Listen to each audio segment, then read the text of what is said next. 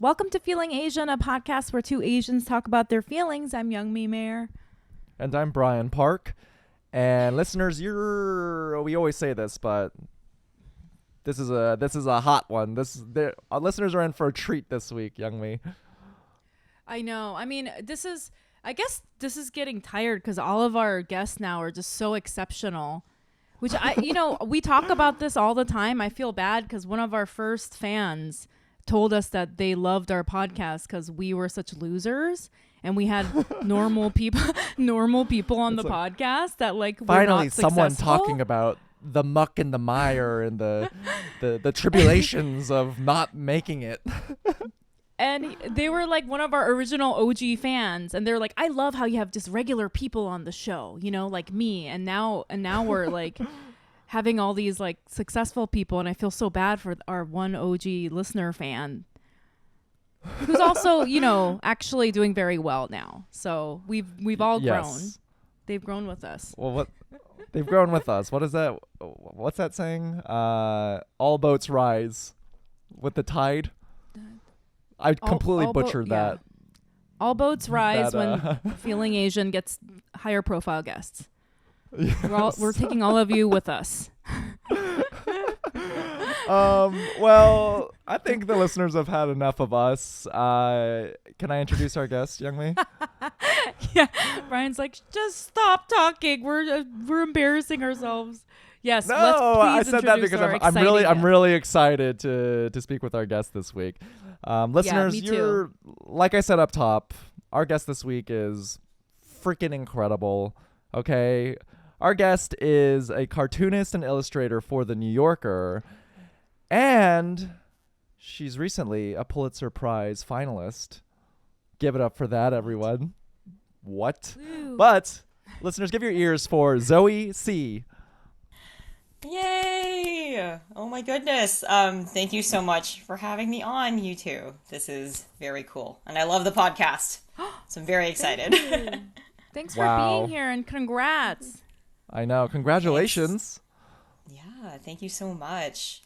It's been a super crazy and exciting couple of weeks. But yeah. I feel like the Pulitzer Prize is one of those things that it's like given to like sort of like people in the creative field, but that's like the thing that's gonna make your Asian parents be okay with your path, your career path. Oh my you know what I mean? Yeah, totally. It's so when I told my parents I was being nominated, my dad was like, "Oh, is that like The Killing Fields? Was it like the photographer in The Killing Fields like won the Pulitzer, right?" And that was that movie from like the 80s about the Khmer Rouge in Cambodia. And I was like, yeah, I think so. And so when I actually was like a finalist, he called me. He was like, yeah, I like watched the movie again. And I think like the ceremony at the end is him winning the Pulitzer. I'm like, great. Yes. Awesome. But like, it's crazy because like I'm an editorial cartoonist and I won for that.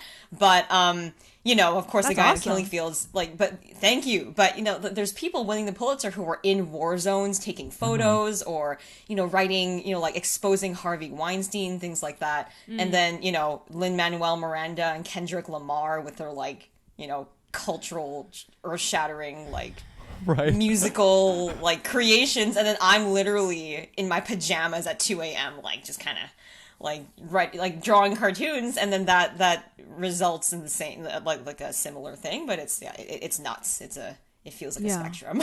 You know what I think? That's so cool. I'm like so obsessed with this thing that I've been thinking about recently. Like, I just feel like I'm gonna hype you up here. I just feel like all the problems in the world, like we're trying to solve them at the very end part, but how to solve them actually is at the root. And I feel like funny cartoons are how we really make big change in this world. You know what I mean? God, yeah. It's like how you're getting your point across. And so I think what the work you're doing is extremely important. So there's a reason why, so your editorial cartoons are being nominated for a Pulitzer and not and not our podcast. Not podcast.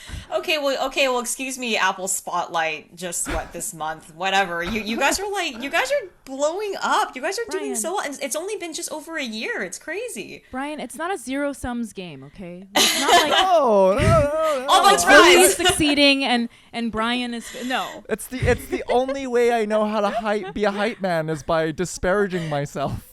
Oh God, no. Okay, so yes, I relate. Stop So, that, like, Brian. Stop. We can all succeed. There's room for all of us at the table. Everyone gets but a Pulitzer nomination. Yeah, no, 100%. Eventually, they'll have. I mean, like, what for podcasts? It's the Peabody. It's the Peabody. So yeah, Oh, maybe there a we Peabody go. one day for cultural Peabody? significance. Like, I would vote for that. If feel we like get a let's- Peabody, so somebody that's has our goal, made a young me. mistake. That's all I'm saying. So we're gunning No, for but the I think- Peabody. A nice consolation. I guess we'll take a Webby too, but that one they seem to hand those out like candy these days. So let's gun for the Peabody. No, but I was gonna say though, I'm surprised that your dad and you even like had a cultural reference to the Pulitzer, because I feel like most I feel like most Asian parents who are immigrants, like I don't even think they would know what the Pulitzer is. Like No, they're just they like, know. oh, They no? know everything. They know Chanel. They know Hermes. They know Harvard. They know Pulitzer. They know all the They know tops of Harvard. everything. Whatever is the I could best totally of see whatever myself- ever. Yeah. I could totally see myself in a situation where my mom would be bragging about like a cousin who went to Harvard. I'm like, but I got nominated for a Pulitzer, Mom. Like that's 10,000 times more Yeah. impressive. Give me the validation, please. No, like, yeah, like I totally hear you, and also because we're Canadian, like the Pulitzer is an American Journalism Award, so it's Oh, you I know didn't even even know that. one step more removed, right? So yeah, like I do work for the New Yorker, which is an American publication, obviously, so which is Right. why I'm eligible. But like so I told them, and it was kind of like, oh my God, that's great. And then like my dad, he like, you know, he's so wonderful. He's very supportive, but like if he'll Google a lot, right? He loves like, and so he Googles it and he's like, and then he like texts me like an hour later. He's like, oh my God, this is a big deal because like this person and this person won the Pulitzer. And I was like, Aw. yeah, like totally, like you got it. So like they're excited, but then they kind of like investigate further, right? Because like I Right, totally right. hear you where yeah, like a lot of these kind of like cultural like touchstones, they're not necessarily like, you know, up to date on them because they just don't really think Sure. about them ever versus Yeah. us, like, you know, we're just here and so we just know about them. So yeah. Well, before Well, we congrats. dive into your, quite frankly, inspiring and, you know, all the turns that have come with your career and have led you to this moment, Youngmi, how are you feeling? I'm feeling like great. Like I've been in this like recent great mood, so I thought I would tell you a funny little story because I'm trying to hide. I don't know if you're watching the YouTube, you can see like there's some flowers back here. I'm trying to hide this vase because I stole it from Amazon. But listen. Does Jeff Bezos need more money? Okay, this is what happened. Wait, They left- how'd you steal it from Amazon? Oh, sorry, you're gonna go into it. I'm gonna tell you, but it's not my fault, and I'm gonna email them. Don't worry. I got like a message saying my package was delivered, and I was like, well, it's not here. So I was like, all this it had like cat litter, this thing, and something else in it, and I was like, I didn't get it, so I need a refund. So I got a refund, and then the next day, oh, also the picture of the delivery was somebody had left it outside my building, and I was like, oh, obviously it was stolen, right? Because why did they leave it outside my building? So I was like, I didn't get it. The next day, it's in the lobby and it's opened. So I think somebody maybe thought it was, I don't know what happened, right? Maybe somebody took it to their apartment and realized it wasn't theirs or something. And so then I got it, and then I was like, I don't want to tell them that I want this for free. So I don't want to tell them to like take away the refund. But then I'm like, what if somebody at Amazon sees this in my apartment and they're like, you said that you never got that. So now I have to email them and be like, I actually got it. So just or don't not. email them and you get a free 'Cause that's vase. but then what if they report me and I go to jail? Meanwhile, Jeff gotta Bezos say, has never like- paid $1 in taxes. Do you know what I mean? I think you're fine. You know, back in the 90s, like they would have those tags on pillows or on the bottom of a couch, and they're like, it's a federal crime to rip this tag off. I think this Amazon thievery is the new updated version of that. I think everyone's doing a little bit of misplaced package didn't get delivered. Jeff Bezos, you're fine. Just keep it. It's a little consolation prize. They for did leave yourself. it outside, so you know what I mean. Yeah. But that was my story. Wait, so were you saying something?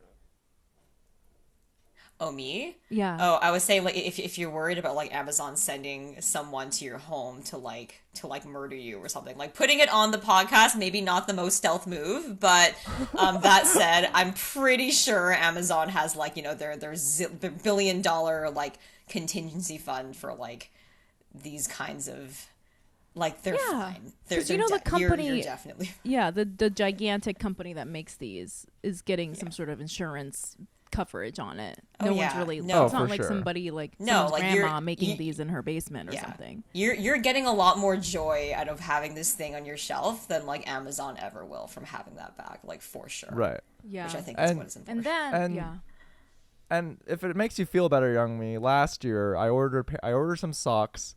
I said I sincerely thought they were never delivered. So they gave me another pair of socks, but the original pair had actually been delivered. And I'm still here. Nothing happened. So we're just admitting that we're stealing from this corporation. This poor billionaire that made $57 billion a day during the pandemic. We're robbing from him, Mr. Bezos. But we then really need to take a hard look at ourselves. But here's the underside of the story, which is my redemption arc. I went to Chinatown the other day, and they were selling Alaskan king crabs, you know, the huge ones. Yes. And Mino has always wanted to try it. And I was oh God, it's expensive. And they're like, it's $160. And I was like, you know, Mino wants to try this. If we make like a mukbang, it'll be like a video and it's kind of worth it. So I bought it and it was rotten. Okay. Oh no. And it was horrifying because the guts were bloated. It was a whole thing. And I couldn't tell because it smelled bad, but I thought that's just how they smell because I've never had one before. So I steamed it, and the whole time it smells like fucking ass. And I'm like, I think this is what it's supposed to smell like. Like I've never had one before. So I steamed it. The apartment smells like shit. And then I sat there and started eating it on TikTok live. No. And then I was like, this is not right. It's grainy. The guts were like smelling like rotting corpse. And I was like, this has definitely gone bad. And then I was like, I don't want to go ask this old Chinese couple that owns a seafood store near my apartment for $160 because they work so hard. And I was like, you know what? I'm just gonna eat this cost because I feel like maybe they weren't refrigerating it correctly, but I'm not gonna be the person harassing these people because they work so hard. And I get my seafood there all the time. I've had, you know, I got live lobsters. I've gotten other smaller live crabs. And so I was like, I'm just going to eat this because I just feel like it's not worth my energy to harm these small business owners. So there you go. I steal from the rich. I give to the poor. I'm fucking Peter Pan. What's his name? Robin Hood. Modern day Robin Hood. Also Peter Pan. Yeah. So I'm not going to pay. Guess what, Jeff Bezos? I'm not paying for this. I'm going to keep it. And you're not ever going to see a dime for it, Bezos, because you're ripping those people off that made it anyway. So that's my story. Right. This would never happen, but as a result of you confessing this on a public platform, it would be very funny if you got like a cease and desist from Amazon because of this. That'd be so funny. Come after me then. Come after me, and then I'll when they're like taking me away in handcuffs, I'm gonna be like, oh great, because you've paid what 14 cents in taxes last year. Who's the real criminal? Who's the real thief? You know, Young Me Mayor. Hero of the people. Hero of the people. I'm like, you know, just. I'm like, I gave your money to the nice Chinese couple that owns a seafood store, and they deserved it because they actually work. Okay, Mr. BBL. We all know you got a BBL, Jeff Bezos. Not shaming. That's how I feel. How are you feeling, Brian?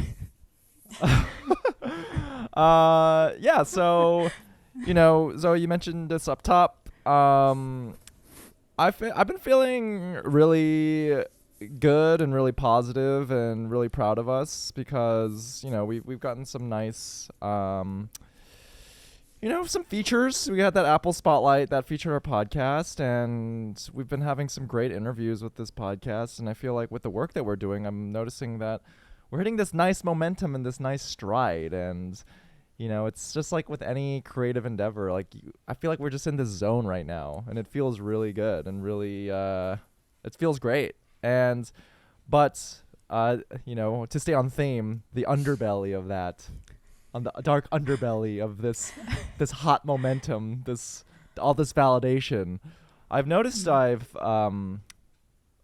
like spiraled off the deep end with my smartphone usage, and I've like the Instagram algorithms and all of these things that hack your brain. They've fully hacked my brain in the last week and a half, and I feel very gross, like mentally and physiologically. I've just, yeah, you know, I'm making TikToks. Those are going viral.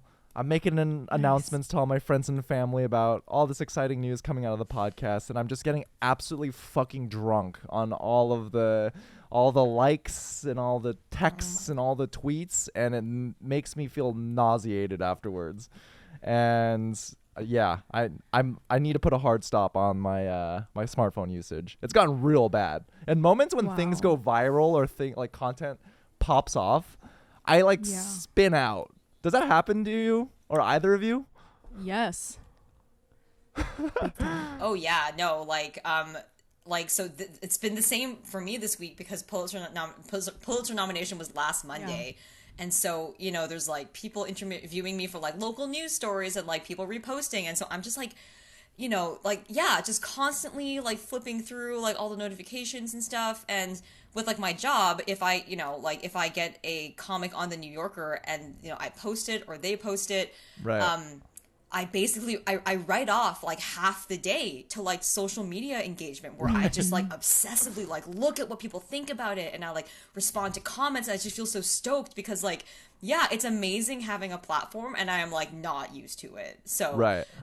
anytime there's a big announcement, I lose like a whole day or like several days, and that is I'm just like I've accepted that's just part of the job at this point. That's just what has to be done. Whew, I'm so glad. That's so smart of you. Okay, that makes me feel so much better. But yeah, I feel like it's very similar. Like I've dedicated like a huge chunk of my time to just pour over like social media engagement and like in the aftermath of it all, I'm just like, fuck, why did I do that?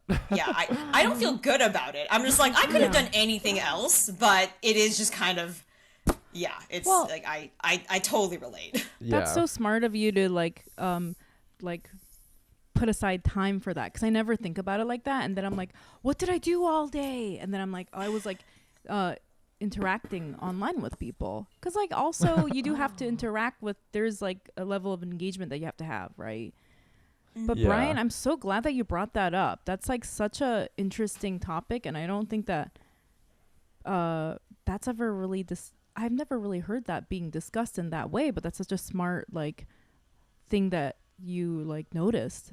I just when this has come up before. Like I just don't think our human brains are meant to process that much like information and dopamine. Like in the old days, you would send a letter and you would receive feedback from your immediate family and they would be like, good work, son, I'm proud of you, and that's that. But now like I feel like I'm constantly I feel like I'm competing against the software engineers at Instagram or TikTok because they have all the moves, you know? It's like Gary Kasparov playing chess against like the IBM supercomputer, or was it Bobby Fischer? One of those. It's just like, I'm not going to win, but I need to do everything that I can to preserve the sanctity of my brain. Because it's like a pachinko machine of like fighting for our engagement and our attention, and they're always going to win. So I just need to learn how to walk away. And I feel like this week in particular, I've been bad about not walking away and just filling up the pachinko machine. I just shoehorned 3 terrible analogies in there. No, I loved all of that. Great. I thought those were like I thought there was like A plus analogies. Wow. Very so proud. You're explaining this in such a great way, Brian. Yeah, Really, honestly, because it is. it's such a weird, interesting phenomenon, because we always talk about the negative aspects of like going viral a lot, but I guess I've never really even thought about the positive part. That is so tiring. Time consuming. Yeah. Well, in any case, thanks for listening, and it feels nice to know that I'm not alone in this sort of like drunk social media high feeling. But Zoe, how are you feeling? Yeah, I just wanted to add that, like, you know, you definitely deserve to have like the moment, you know, of like enjoying your success, because like the last two interviews that you had with, you know, like the people from Everything Everywhere, like, oh my God, those were absolutely incredible. And like everyone like freaked out about them, and like you should be too, right? So like that's just insane, just completely next level. But so I am feeling like frazzled but happy. So me and my husband got married during the pandemic. We had like a pandemic elopement with like 5 people, but we have our like wedding party next June, or in like 6 weeks, and so everything is just popping off. And I have like a bridal shower tomorrow, and so I've just been like, I thought it wouldn't be so busy. I'm like, oh, like we've done it, it'll be chill. But like at the beginning of May, it became like all consuming, and like all of my thoughts, and all of my extra time is just like doing wedding stuff, which is I didn't expect, but that is just what it is.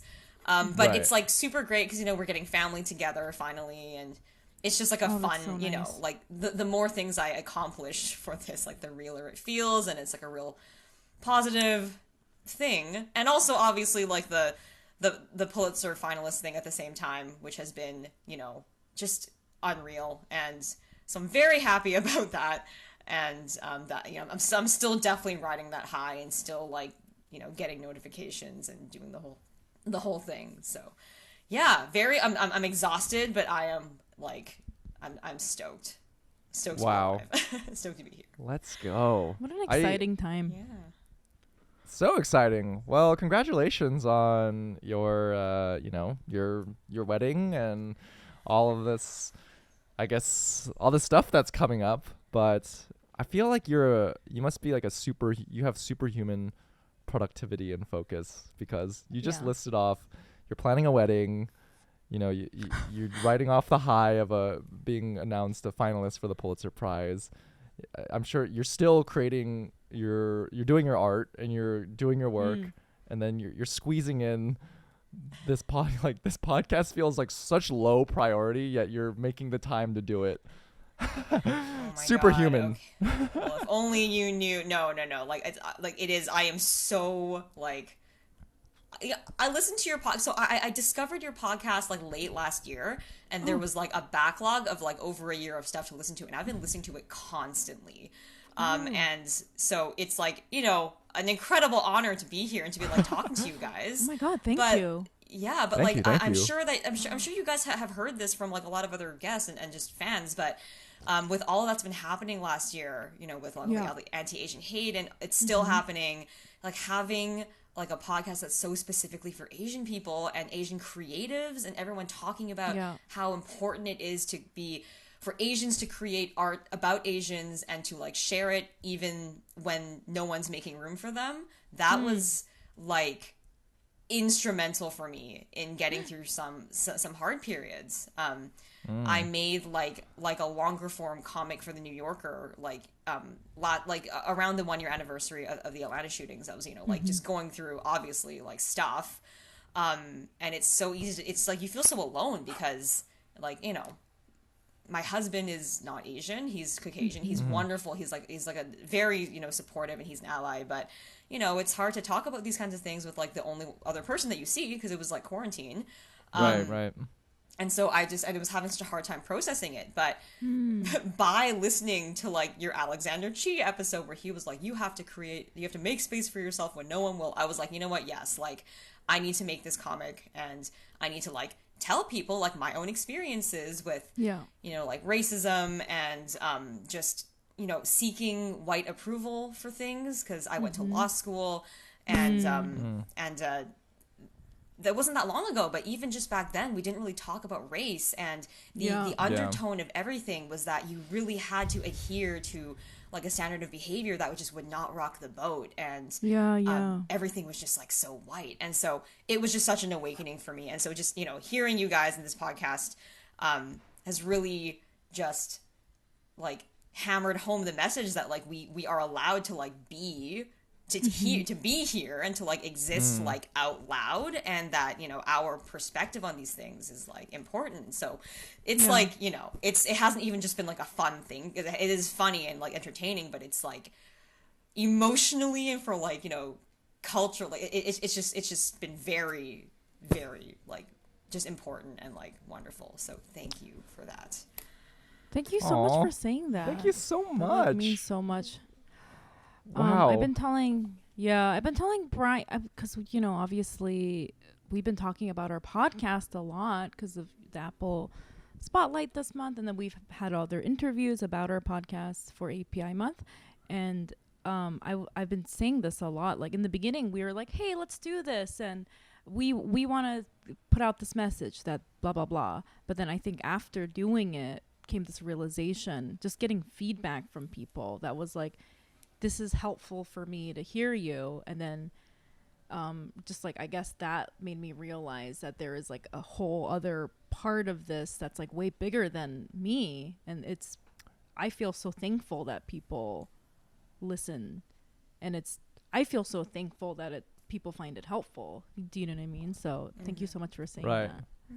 Oh, thank you. Well, Zoe, we want to dive into your story, and you touched on it, that you make cartoons and illustrations for the New Yorker, and the first question that we wanted to ask you is, when your editors at the New Yorker informed you that they were submitting your work to be nominated for the Pulitzer, or I guess like it would be Pulitzer Prize consideration, how did that feel? Oh God, yeah, it was completely bananas. So like, so last year the Pulitzer did not award an editorial cartooning award. Like they nominated, they had 3 finalists and no winner, which was just such a slap in the face, right? So all of us at the we were just kind of tweeting about it, like, oh, like hilarious, like you must have missed this cartoon, and then we like quote tweet with like one of our cartoons from this year, right, just to be like, oh, like better luck next year. So I did like the better luck next year like kind of glib quote tweet, and I just kind of forgot about it because the only person to be the only person from the New Yorker to win a Pulitzer was in 2020, and his name was Barry Blitt, and he's like in his 60s. He's been contributing for like 30 years, right? So I found out about that, and I was like, okay, like this will be, like a 20-30 year goal. When I'm near retirement, I can expect to have like enough prestige to do this. And then I was like going out for a walk with my friend, and I was like waiting for her, and I like checked my emails, and then I got an email from them just saying, the editors want to like nominate your work for a Pulitzer Prize. Just please send us a headshot and a bio. And I was like, what? Like, and I screamed like, what? Like in the street.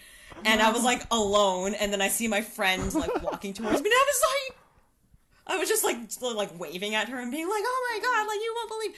And then I called my husband, and I was like, you got like, and I was like yelling at him while my friend was like approaching me. Like, and so it was and I printed out the email, and it's like hanging on my wall now, and it's just it was just such a crazy thing. And like last year was like the hardest, most horrible year. Like we were all just sitting around like being sad about everything, and so it just anyways, and of course, like how it works is that anybody who does editorial cartoons or any kind of illustrated reporting for any American news like company can nominate themselves. So you can submit your work for consideration. So just because they sent my name in does not mean like I'm going to be a finalist. So there's potentially hundreds of cartoonists in the running, right? So I thought about it every single day until the announcement. We didn't even know the date it was going to be announced until like April. And so I was like, checking the Pulitzer website like every like 3 times a week, just like to see. Yeah. Yeah, so that was insane. And of course on May 9th, they had like a live stream where they announced it, and so me and my husband just like sat in front of the TV and like watched it, and then they announced the 3 finalists, and then they announced the winner right afterwards in like 20 seconds. And so there was like, I didn't even recognize the category they nominated me in, because they changed the name to illustrated reporting and commentary this year. It's no longer editorial cartoon. So I was like, probably not me. And then they announced like the first nominee was a group from Insider, like a bunch of reporters and cartoonists. And I was like, okay, probably not me. And then my name was the second name, and I was like, ah! And then we like, my husband took a video, and I posted the first like 10 seconds to Instagram, because the rest of the video I'm just like swearing, and my Instagram is like very G-rated because I'm like a children's book illustrator. And so but it was shocking. And then 10 seconds later I found out it wasn't me, like I didn't win, it was actually the first group. And then it was like, sad. But then, so it was a very like ridiculous kind of roller coastery. Wow.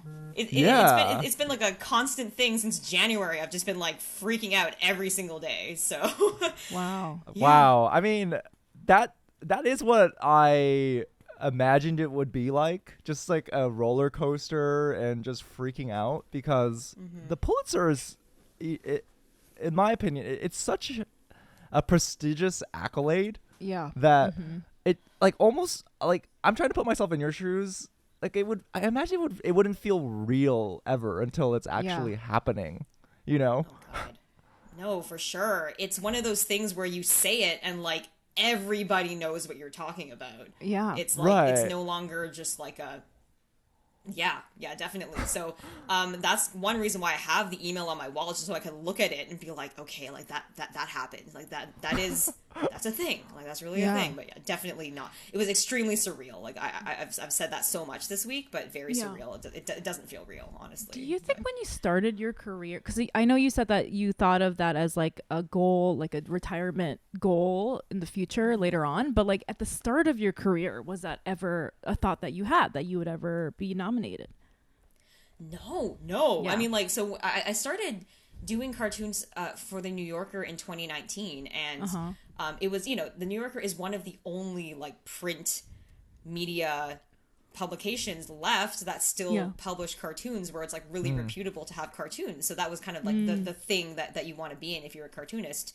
And I just was submitting, and then so I got it in 2019, and the goal was just to make funny cartoons. Like they're known for gag cartoons, which is just single panel stuff, and it's just about like very timeless humor. Like there are cartoons from like the 60s that are still funny today, because it's just about like everyday stuff, like like just like the human condition, about animals, like it's funny things, right? And so I was like trying to tap into. I was like, I'm gonna draw cartoons about like just the things I experience, and it's gonna be great. And like, but they were mostly just silly. But I had no desire to be like a political cartoonist. Like I was a lawyer when I started doing this, and all of my lawyer friends were like, "Oh, you should draw cartoons about politics." And I'm like, no, like that's because people think that political cartoons are like the smart cartoons because you're doing commentary. And I was like, I just want to be funny. Like I don't care about sending a message. I'm not gonna draw like cartoons about like caricatures of presidents and stuff, right? But of course, like during the pandemic, like everyday life just became political. So I ended up, all of my cartoons are at least like kind of loosely based on my personal experience. And your experience is politicized with like pandemic, or like the Trump administration, like the election, or like anti-Asian hate, like all of that stuff.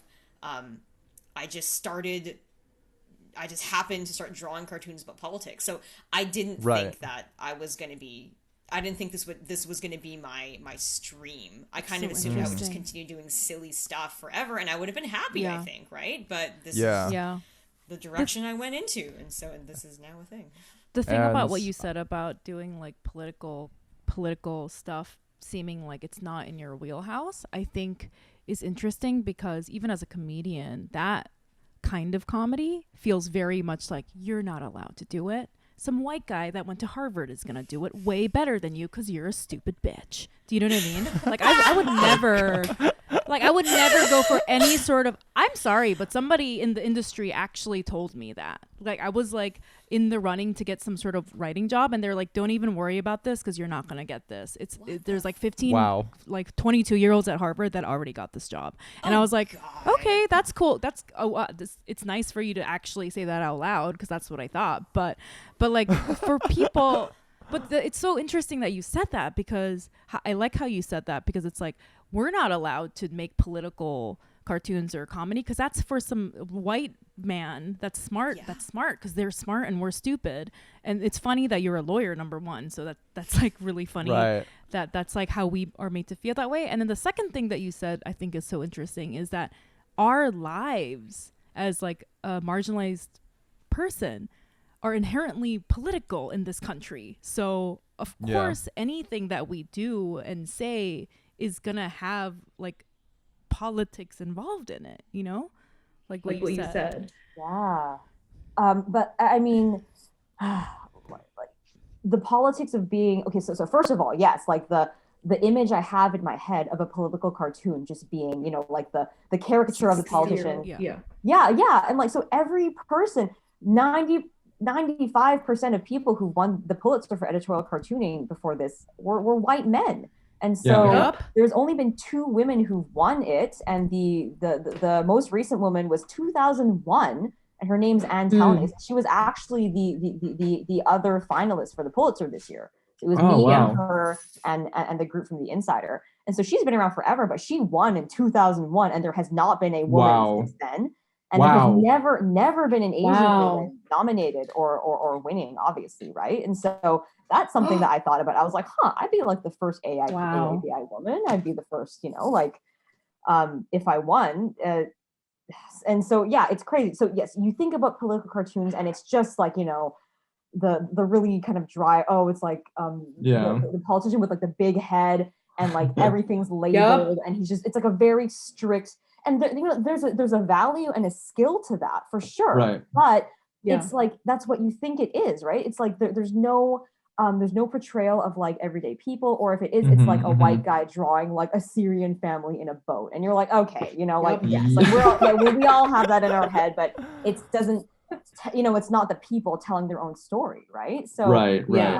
So like all of my cartoons, I don't like drawing about politicians. I draw just like how the average person feels, because that's what I know. Like I'm an average person, and so I draw what is the average person's reaction to this like horrifying news, right? And so that's what I do. And so the Pulitzer has gotten a lot of criticism because, you know, people in cartoons are like, you don't get cartoons, and they didn't announce a winner for a year in which there was a pandemic and the US election and all of this and like Black Lives Matter. They were like, no cartoonists have done anything to merit this, you know? And that's such an important year for cartoons, or like for editorial things. And so I like to think that they're kind of turning a corner, because for someone like me who draws cartoons about like the everyday experience, I'm like a 31-year-old Asian woman, like for that to be considered like editorially significant is like, I think that, it's a step for sure. It's absolutely like, it feels, you know, I would have never expected that this would be a thing. All right, Zoe. So I want to rewind really quickly. Before you became a full-time cartoonist, you were a lawyer, and you went to law school and you were a practicing lawyer.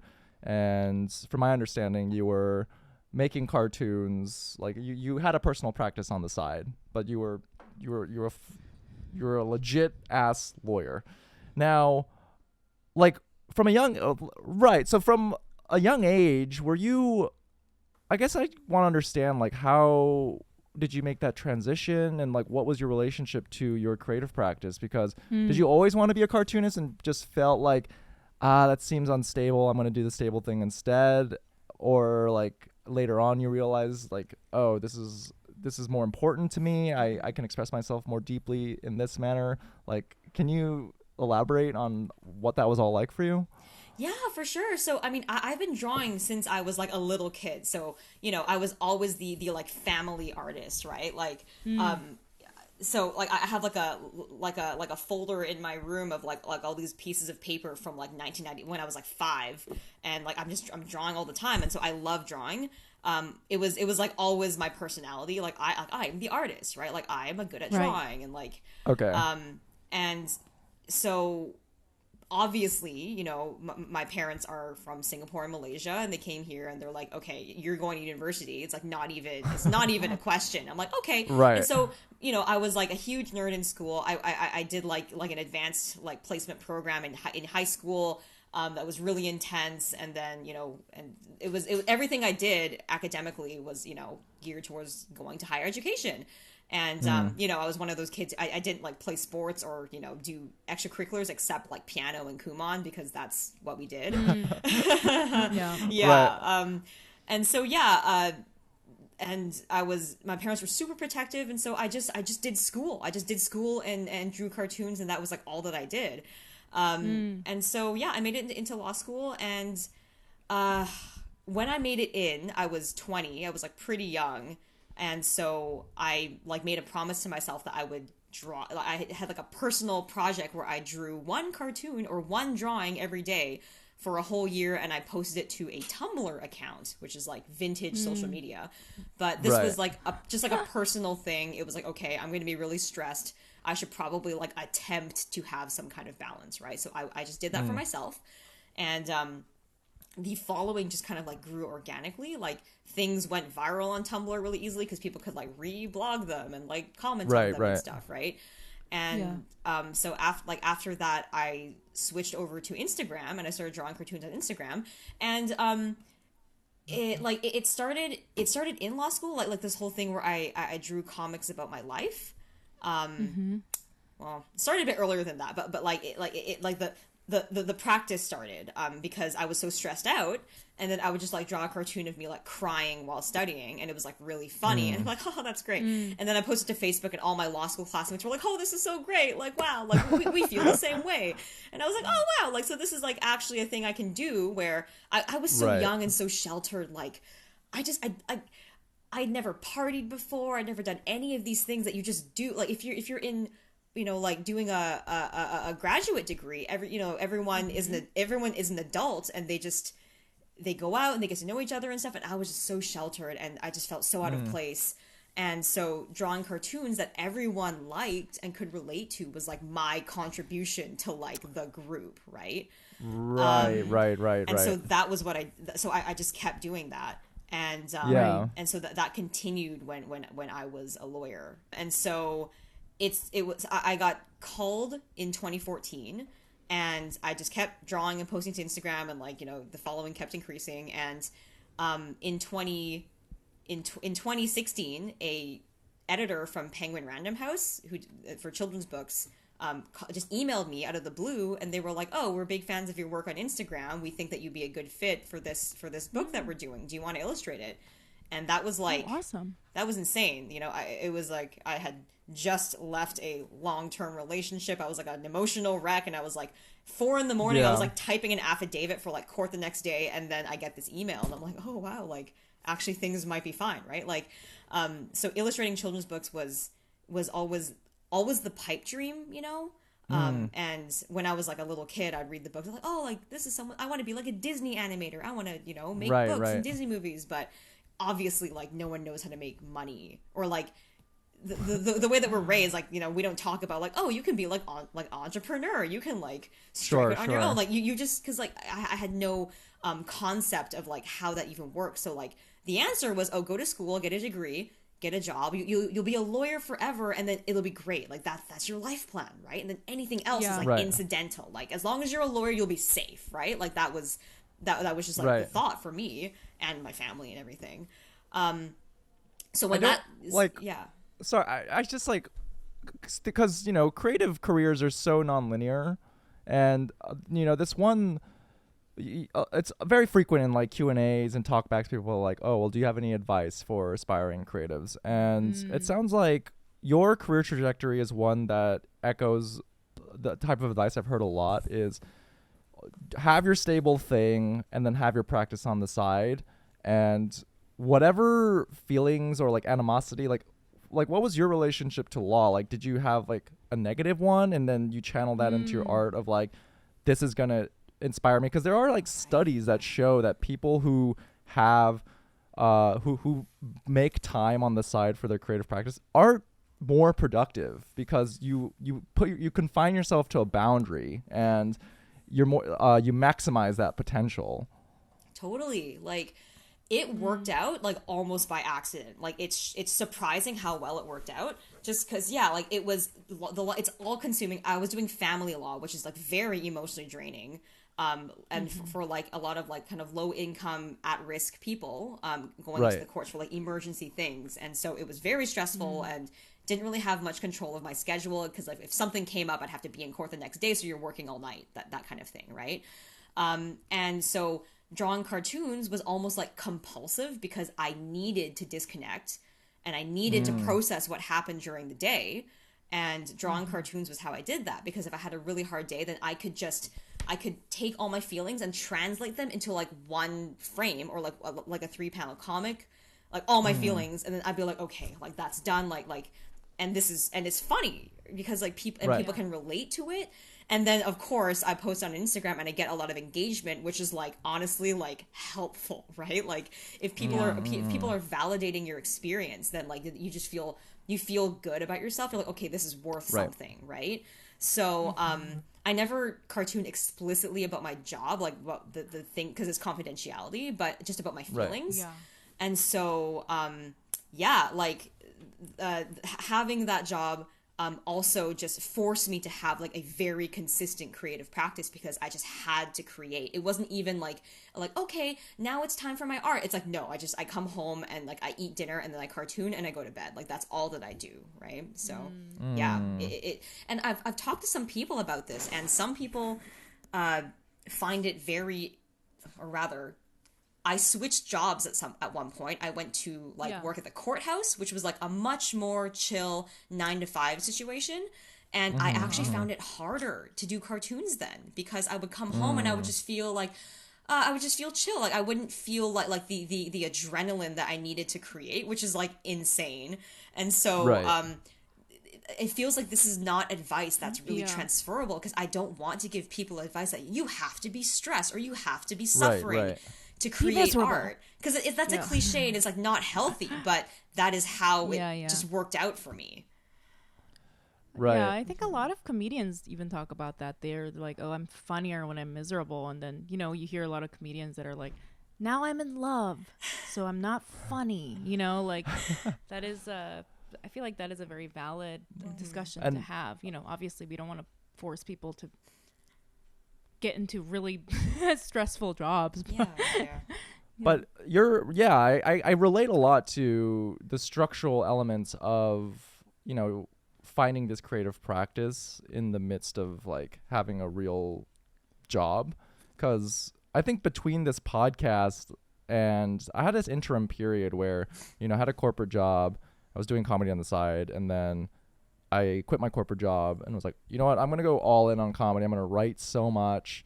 It was probably the least productive period of my life, where I was just like aimless and listless and was you said, like way too chill. And it's like, well, I can do this tomorrow. And like my work output plummeted. And it wasn't until I injected like more structure when I became like more optimized, I guess.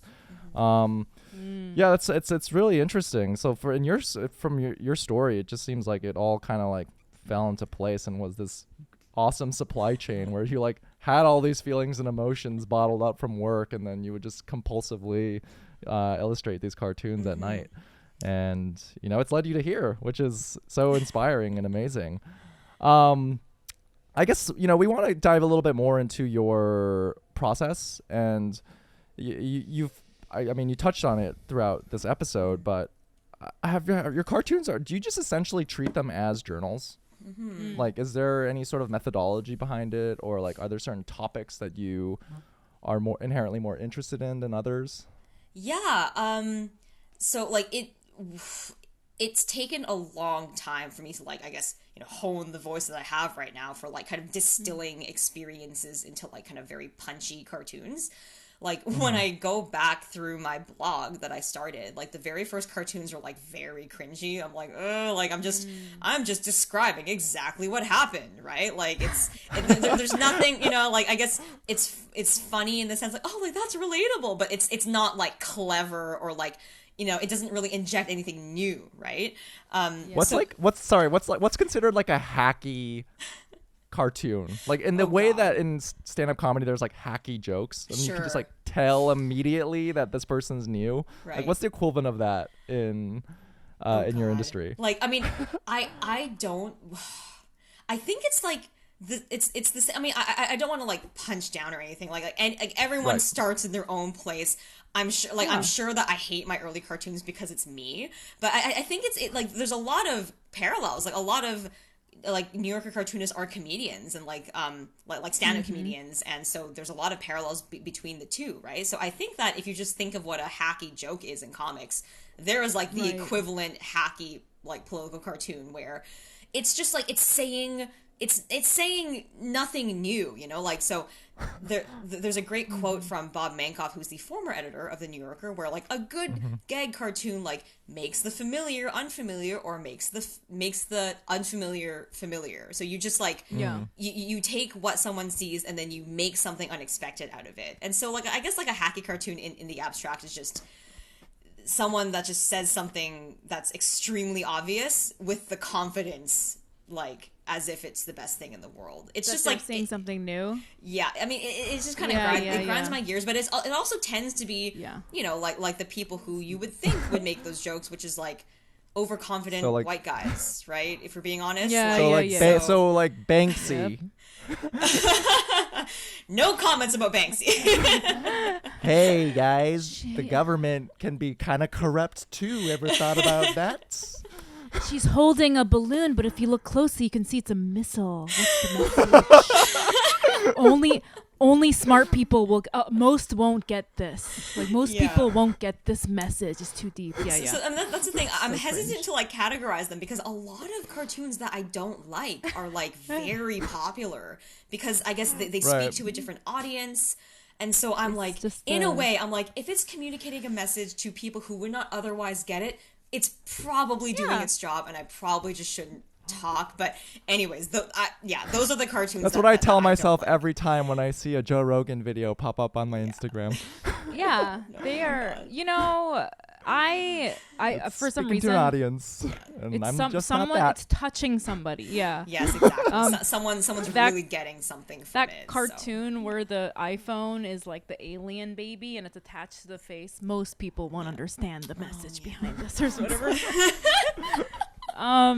But the thing that fucking drives me insane is like when somebody thinks that they are telling you something that no one's ever said. But I've come around to it now where I find that it's like high art. It's like hilarious, like the funniest joke ever. It's like now I think it's hilarious. Yeah, for sure. Like there's definitely like a full circle, like so bad it's good, where it's like, oh yeah, like this is just like a thing now, right? Like totally. Yeah. It's so obvious that it's profound. It's like So I guess now that you are you're a cartoonist full time and it's your entire practice. You mentioned when you were doing family law, you would have all these built up emotions and then come home and compulsively create cartoons inspired by that.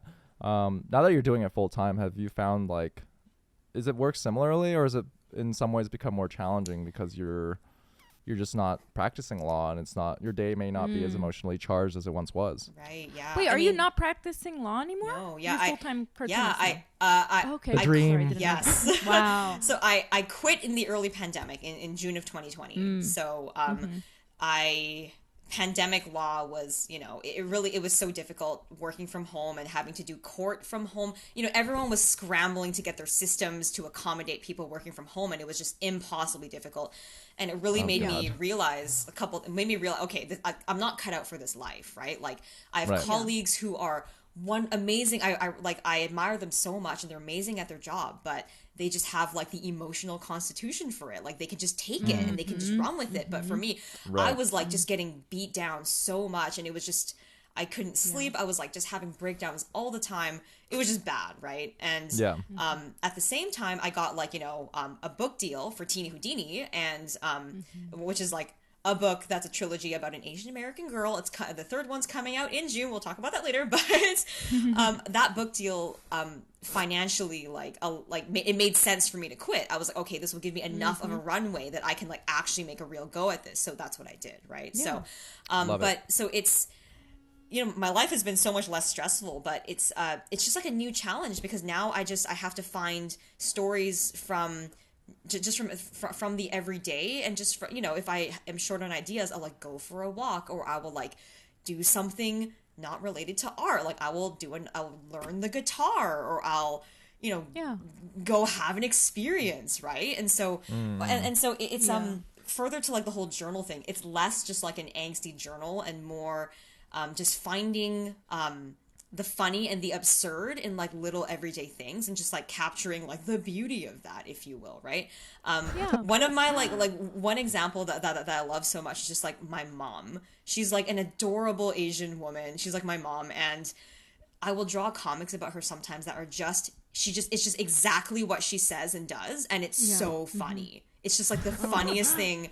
Like there's this one time there was something in the news, and she was like, I don't like this news story. She rips it out, and then she like goes and throws it in the garbage, and then comes back and like continues. And I was like, that's the funniest thing I've ever seen. And I like drew a cartoon about it, and like people love it. And I post it every Mother's Day, and it's so just things like that where there's just it's a new challenge, and it feels a lot healthier to just get an inspiration from the world, and not just from like your own sadness, right? Can I say something about that? I feel like because you made the correlation between cartoonists and comedians. I feel like when a comedian reaches a certain level of fame, they start to tackle like really big world issues. Like I always think about like Chris Rock. I feel like the special that came out like a decade or two into his fame was just so spectacular, because he was like talking about issues that were global issues, right? And I feel like that transition, somebody that's very good like you are at seeing the day-to-day struggles in your daily life and translating that to like this medium like cartooning or a quick joke like a stand-up comedian, and then people being able to relate to you because you're so good at that kind of communication. And then when you are processing away from all of the work that you've done processing your day-to-day stress, and then you get to like go on to the next level when you're tackling bigger issues. And because you're so good at doing that on a larger level. Like the cartoon, like one of my favorites of yours is the cartoon that you have where it's like a Wheel of Fortune, and it says hat crim, and they're like, it obviously says hate crime, and the contestants are white, and they're like, oh, can I buy a vowel? Because they can't see a hate crime. And I'm like, that's genius. And like that skill makes you very good at this. And now that you're like moving away from the niche, like your problems in your specific life, to like tackling larger issues, you're extremely good at communicating that. And I think that's why you're so celebrated at your job and what you do. Oh, yeah. Thank you so much. That's so wonderful. That's so kind of you to say. Like, that's really great. But yeah, like I definitely agree that if I was still a lawyer, I wouldn't have the emotional space to be thinking about these things, right? So I'm so grateful, especially during this extremely challenging year. I've had like the bandwidth to like have time to like think about how to turn this like into art, or like into like like cartoons that actually communicate meaningful things that are because I've definitely just evolved past making only relatable like stress cartoons, right? And so I feel really lucky that I get to do this now. But I think you're taking the challenge very well, and it really proves how talented you are, because some people can't do that next level. Sure. Like it just shows that you're very good at communicating in this way that I think, makes you very makes you brilliant. So Thank you so much. That's really amazing to hear. can I tell you my favorite New Yorker cartoon? I'm sorry, it's not yours, but this is my favorite of all time. Unless I find out whoever wrote it is a white old man, then delete. I mean, like, it probably is, but it's okay. Odds are there's it is. honestly a lot of like wonderful white old men New York cartoonists. So yes. My favorite one, I'll probably post it with this episode, is the one where there's like 2 snails and then there's a tape dispenser. And the snail is telling the one snail is telling the other snail, like, I don't care if she's a tape dispenser, I love her. Yeah, I love and the tape dispenser looks just like the snail. Yeah. It's so good. Yes. Makes me cry. Yes. Like I do I've been doing presentations for kids, like teaching them about what's a comic and like how do you draw comics, and that is that's one of the cartoons I use, because even if the kid is 5 years old, the kid gets it because it's so funny and it's like the joke is just it's so obvious, right?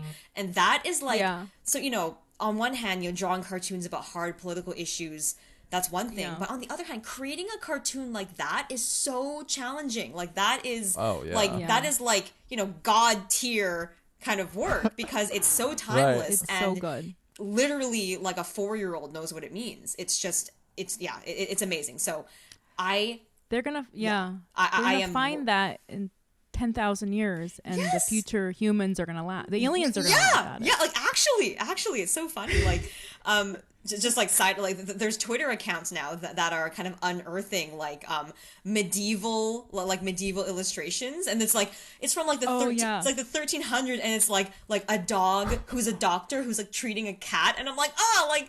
People back then also like this kind of stuff, right? So yeah, like people in 1,000 years are going to be like for sure looking at this and being like, oh yeah, that's funny. Oh, so I love that.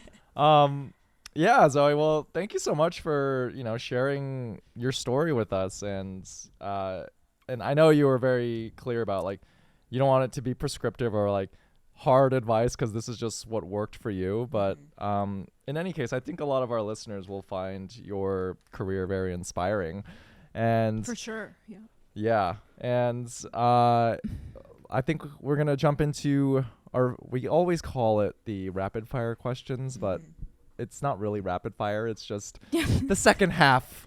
There's more absolutely fun no questions. Time. There's no time constraint whatsoever. But Zoe, we're wondering, what is something you're loving right now? Oh my God, I literally prepared this and now my mind is blank, but Good. Okay. This is the raw truth. Yeah. Okay, well, immediately I am loving that it's finally warm. It's been oh my God. a very miserable winter. Like Vancouver, where I live, is like rainy and cold like 8 months out of the year, and then the summer is like the best time to be here. But I am it's just like aside from that, I am loving that there is like a growing like consciousness about like Asian like AAPI just like pride like like just I love that I just happen to be coming into this sphere, this area at a time when we're being like there's so many inspiring like forms of media, inspiring actors, and like just like people and like the conversation is just allowing us to discover this part of ourselves, right? Like I've always seen myself as like social change, and I'm very whatever, but then I didn't realize how much I was like doing myself a disservice by like squishing down this part of myself until recently. And then it's just the fact that we're able to like celebrate this and like have open conversations about it, and like there's like this podcast, and I get to hear so many people who I admire talk openly about their experiences is like so amazing. So like I'm part of this like social change like advocacy group called Eliminate Hate that's based out of Vancouver, and they do a lot of work. They were like created during the pandemic to address like violence against Asian people, because in Vancouver, Vancouver saw like the most reported anti-Asian hate crimes in 2020, which is like in North America. And I like, it didn't sound real, so I like cross-referenced, and I feel like it's true. Like it's like super shocking, and of course like there's like this violence happening like in tons of like other cities, like all over the place, but so that's, they grew out of that, and now they've kind of evolved into just like they use like arts and media to try to like draw attention to like Asian people and like what we can do, and just like to celebrate creative Asian people, right? And so that speaks to me, because even when I have not been able to, because like being an activist, like, you know, kudos to everyone who's like actually like a boots on the ground activist, because I am such like, I just get so emotionally overwhelmed. So when I'm not able to talk, I do too. Yeah, totally. It's so difficult. So when I'm not able to like actually So like write a long post, I can do art, right? I can do a cartoon, or I can communicate in that way, and that's how I know how to do it. And so the fact that, you know, Asian activism is even expanding out of like academic things, it's people who are artists, right? Just, it feels like it's really evolving, and like the definition of what it means to be Asian and visible is also evolving. And I don't think that I could have like had this kind of success, or like just I don't think I could have felt this empowered to do what I do if I wasn't coming up like in this moment, if we're being honest. So I feel I feel great about that. Yeah. Sorry, I was just going to say, I feel so overwhelmed emotionally doing activism. It's very hard for me to go to those things, because it's like, I don't want to say I'm embarrassed by my emotions, but it's like, I'm trying to like be here in March, but I'm just like, and I'm like, why? I don't know. Something about it like touches me. It's hard. Yeah. And it's like I can't fight with people on the internet. Like, I do not have it's embarrassing. I can't do that. And some people are just like in it, and I'm like, right. So I get one mean comment and I respond to them, and I'm like tired for the rest of the day. I'm sad for the rest of the day. I'm like, this is not my wheelhouse. Like, I'm gonna find another way to fight the fight. People online are just doing it. They don't even care. They're just doing it for attention. So then I'm like, oh god damn it, I fell for this fucking troll again. You know? Totally. Well, speaking of haters online, Zoe, what is something you're hating right now? I'm hating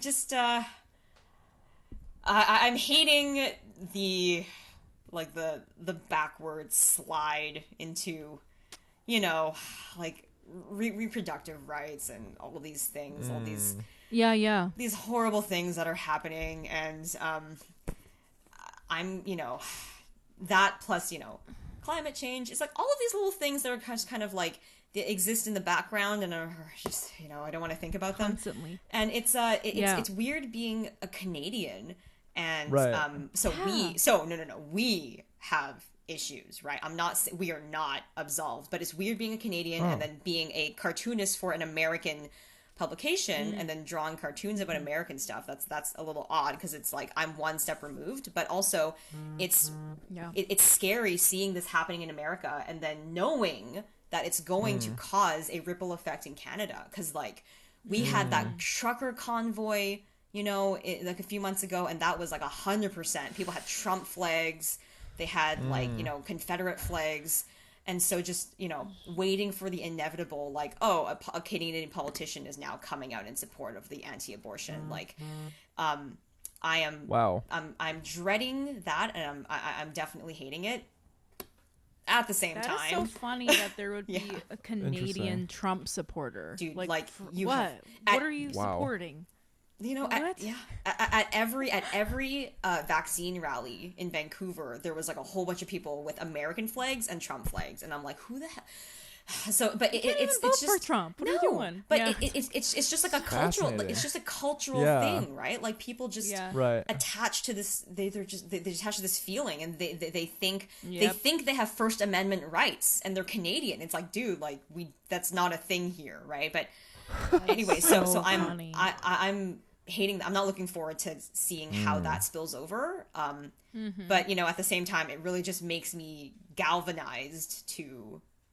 You know, I'm like ready. You know, I'm ready for when it happens. I'm gonna draw like a really good cartoon and like be like, get out of here, guys. Right. Like you're not wanted, anyways. But yeah, so that's interesting. So you're saying there is like a somewhat like a sentiment of fear in Canada as you're like watching from the sidelines and seeing what's unfolding here in America? Yeah, like we have to, cause okay, so Canadians historically, like up until recently, we were always like, we're the good guys. You know, if we go traveling with Canadian flag, everyone's gonna love us. We're not like those Americans.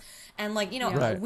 I'm guilty. We're all guilty of that. And then of course, in the last few years, like horrible reckonings with, you know, indigenous people, and we're finding like these like unmarked graves at residential schools. It is like absolutely like heartbreaking. Is like not, doesn't even describe it. It's like, it's just shattering. And it's and then we're all having this moment where we're like, how could we not have known about this, you know? And like I am terrifying. you know, I'm a lawyer, higher education. I worked at a courthouse. The first time that like all of this was explained to me with like the history of Indigenous people was at a conference when I was 28 that I attended only because I worked at the court.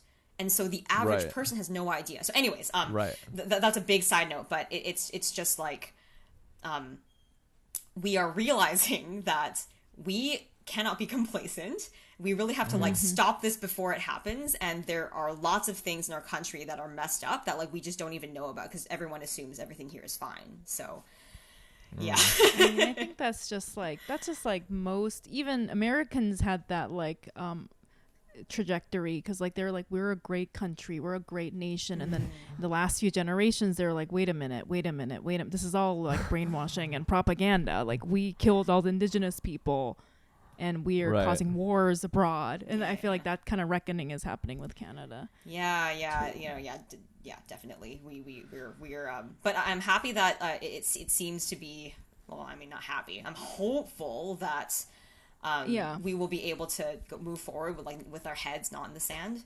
But yeah, you know, there's definitely, it's a hard transition to make. Yeah, and that's because I feel like each time a new Justin Trudeau photo of him in an inappropriate Halloween costume that leaks, we stray further and further from God's light. Canada does. Oh yeah, no, very not. What a fascinating little thing that happened with Canada. It reminds me of a lot of like European countries, you know, like Switzerland, that are always like, we're neutral. And then we found out it's because they wanted all the Nazi money. And we're like, oh no, you suck. You said you were good people, bro. This sucks. Wait. Yeah. Well, I mean, like, the bright side, I guess, is that we're, you know, as time goes on, like, just more things come to light. And so we're able to... able to address them correctly. So yeah, there's that. Yikes. Well, listeners, we've arrived at the fun part. If you're wondering or thought to yourself, man, I wonder what Zoe is ashamed of, and I'm also wondering, how could I support this podcast? Well, now's your chance. To hear what Zoe is ashamed of, you're going to have to donate to our Patreon at patreon.com/feelingasian. We did some shakeups to our subscription tiers. So we're offering you way more content. So if you want more hot, juicy content, go check it out. But without further ado, Zoe, what is something that you're ashamed of? Well, Zoe, thank you for being so vulnerable with us, and whoo, that was a juicy response to what you're ashamed of, and I think we're all the better for it. But gosh, this conversation flew by, and unfortunately, we're now at the end of the podcast here, and we're gonna have to leave you with one last question, and that is, what is something that you're proud of? I am proud of this Pulitzer finalist thing. I'm proud to be a Pulitzer finalist, but like. It's like, so more than just that, though. I am, you know, we touched briefly on the whole, you know, we're just in a new place now where I think we're trying to seek approval on our own terms and, you know, not just be validated by the institutions that already exist, right? So I think I am proud that I got to this place by making cartoons and making work that, like, means something to me. And, like, if I wasn't in the New Yorker, I would be making the exact same work. And so I didn't change my voice. I didn't compromise. And, you know, like for example, that hate crime cartoon with the Jeopardy that you mentioned earlier. So I make the cartoons I want, and at the end of the day, it's still up to the editors of the New Yorker to decide whether or not they want to include them, right? So they didn't buy that one. They didn't pick it up. I drew it. Really? I drew it after the Atlanta shooting as like a topical daily cartoon, and they didn't go for it. Because it was still a dispute about whether, it was a hate crime or whatever. Anyways, but like I'm very proud of the fact that I'm able to have any kind of success talking about things that actually matter to me, and like I'm gonna get emotional, but like actually matter to me, and that I get to have this position where I am able to share important things in this way I know how to do it, which is like drawing cartoons, right? Which I've done forever. Like I really feel like I was like put on this earth to draw cartoons, and so the fact that I get to do it is like extremely That's good. beautiful. Yeah. Oh, I love That's that. a hate crime that they didn't buy that hate crime cartoon. That's a hate We're gonna cancel the New Yorker now. I'm going to write them a strongly worded email. Yeah, no, it's one of the that's It was brilliant, and it spoke to that. me. So thank you. Yeah, but again, And you're not only are you an incredibly talented cartoonist, and you are a contributor to the a frequent. I don't know if are you just like a full-time employee for the New Yorker, no. or are you? We are all contributors. No one is employed by the New Yorker. weird. Yeah, all the that sounds like a hate crime too. against cartoonists. Problematic. Hate crime against cartoonists. Give us jobs. But you mentioned before you're also a children's book illustrator, and you have a new book coming out. Can you tell us a little bit more about that? Yeah, so I have it here. So this is Teeny Houdini, and this is the first book in the series.